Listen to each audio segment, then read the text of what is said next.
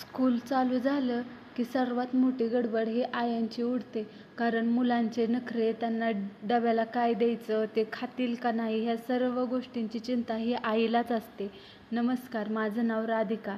तर इकडे मी देवांचं आवरायला घेतलं होतं. त्याला मस्तपैकी शूज वगैरे घातले, स्कूलचा युनिफॉर्म वगैरे घालून बेल्ट वगैरे लावला आणि त्याला मस्त असं तयार करण्याची तयारी चालू होती. आणि इकडे असा काहीतरी बाळ माझा दिसत होता. राहिलेला त्याचा मेकअप वगैरे सगळं व्यवस्थित आवरून घेतलं, कारण त्याला स्कूलला मला सोडून घेऊन जायचं होतं, कारण त्याचे पप्पा ड्युटीला गेले होते. त्यांच्या शिफ्टनुसार आम्ही ॲडजस्टमेंट करून त्याला स्कूलला सोडत असतो. तर इकडं आवरून झाल्यानंतर असं काही माझं बाळ खुश होतं स्कूलला जाण्यासाठी. आणि आम्ही दोघे निघालो मस्तपैकी स्कूलला. आणि लगेच दुपारी त्याला 1 वाजता त्याचं स्कूल सुटतं, म्हणून मी त्याला स्कूलवरून आणण्यासाठी निघाले. आणि गरम तर इतकं होत होतं आणि वातावरण पण खूप छान झालं होतं.